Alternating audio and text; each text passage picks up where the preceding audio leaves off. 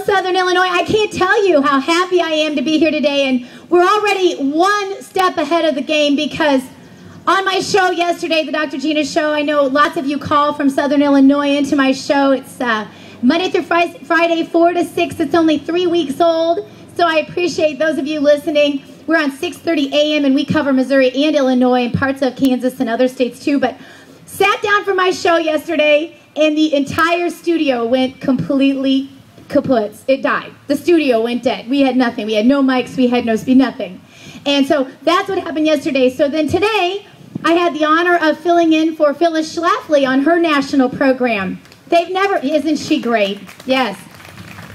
And so Gina Loudon walks into Phyllis Schlafly's studio, completely different place, right, across town, and sits down at the mic, and guess what happened? The whole studio crashed. So the fact that we still have a sound system today, this has got to be a great day, so I'm happy to be with you. I want to tell you, too, my family, we spend more weekends here in the summertime and even sometimes in the fall and spring. This is a beautiful area, completely underrated, if you ask my opinion. Great place to vacation with your family, and you should applaud for yourself because this is really it's a gem. I talk about it on my show. It's one of our favorite things to do on a Sunday after church, and I will keep encouraging people to come here. And it's not just the place that's great, it's the people that are great. And, you know, this is America's heartland. And this is the heart of the land of the free and the home of the brave. And you should be so proud because I just found out this morning, I spoke with Mark Meckler from the Tea Party Patriots organization, and they wanted to have a 9/12 event someplace in this country. And do you know where they decided to have it? I get to tell you right now. Right here. They're going to be at St. Louis Arch Grounds, so we'll hope to see all of you there, and so that'll be exciting. Yes, I originated the boycott concept, but I have to tell you the word was actually created by my good friend and the founder of the St. Louis Tea Party, Bill Hennessy, who's going to speak to you a little bit later. And he's been, of course, a real hero on so many levels, but that is another one. So we came up with this idea when the unions, the union bosses, because it's always the bosses, it's never the people, as you well know, decided they were going to boycott Whole Foods last year. We decided, well, if they're going to boycott, we'll boycott. This seemed rather simple to us. We'll go spend our money there. We spent $50,000 in one little store in Missouri in one night. And then we knew we had something really cool. And so we continued that effort with other organizations. And anyway, when everything happened in Arizona, to make a long story short, we, of course, knew that we had to boycott Arizona, and that's exactly what we've done. And it's been great fun traveling to Arizona and speaking to the people. And a couple of little points on Arizona. I want to tell you, the people there are in favor of this. While I was there, I never met one single person, regardless of the color of their skin, or their accent, or where they were born. I never met one person who disagreed with Bill 1070. Not one. I mean, I just found that fascinating. And so, yes, that is good. The other thing I want to tell you is I made it my business to talk to the police officers there. And do you know what they told me? This changes nothing in their protocol. In fact, all it does is now when a police officer hauls someone into the feds have to actually do something with that criminal because illegal is illegal.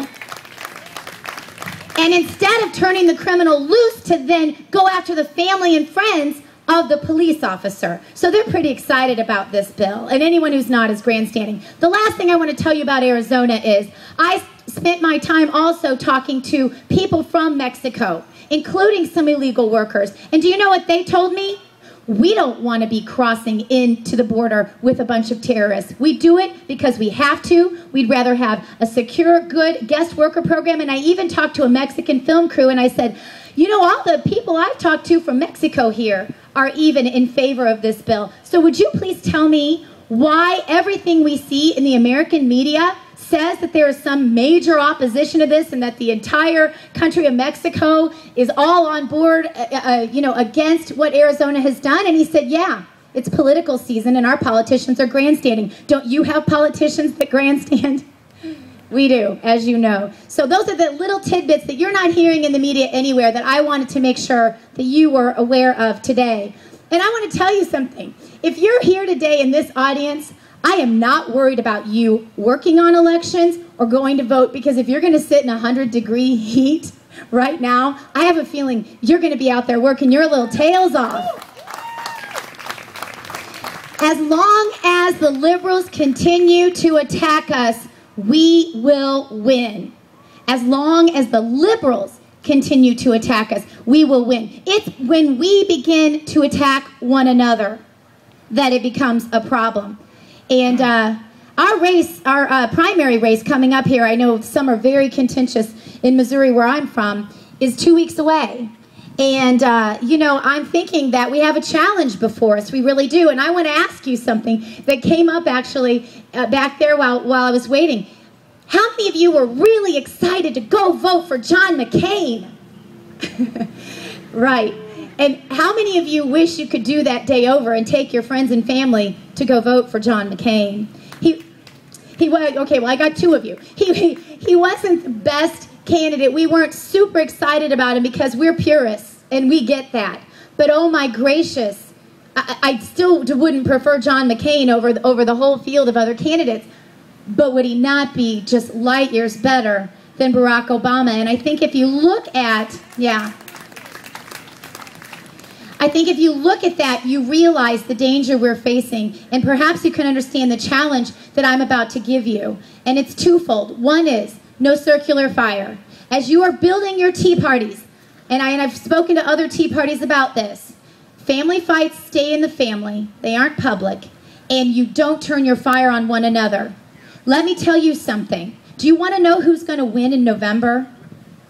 It will be the party that unites itself on the day after the primaries. That's who's going to win in November. And do you know the liberals are really good at uniting themselves because they're united over little pieces of the pie that they all get to take.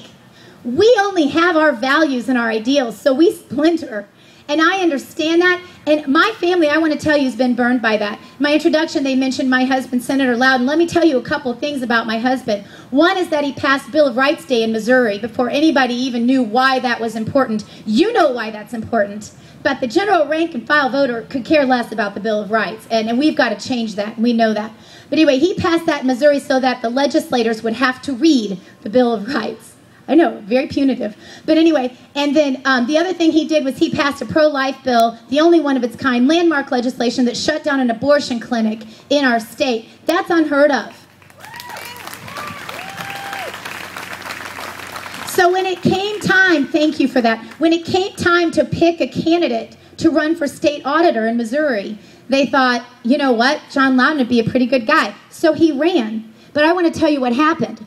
On the last day of filing, after we'd been running for about a year, and we'd raised about $500,000 through blood, sweat, and tears because we are not party favorites. We've been told many times you're too conservative and you don't go with the flow. And so the day of filing, we find out a woman we've never heard of that the party has put her in against my husband. And she had the whole party machine behind her. And guess what? She beat us in the primary. Now, we knew she couldn't win the general. But so I want to tell you that what I'm saying to you, I don't take it lightly. I have been bruised and bloodied by the party. But the bottom line stands that after the primary, it's over. And the party that unites is the party that will win. And right now, we have such a fight on our hands on the national level. I just want to really encourage you to keep that vision and that challenge. As long as the liberals attack us, we will win because they're wrong. When they call you a racist, they call me a racist while I was in Arizona. I'm the adoptive mother of a little Latino boy, so please, just go attack somebody else. They're going to continue to call you dangerous.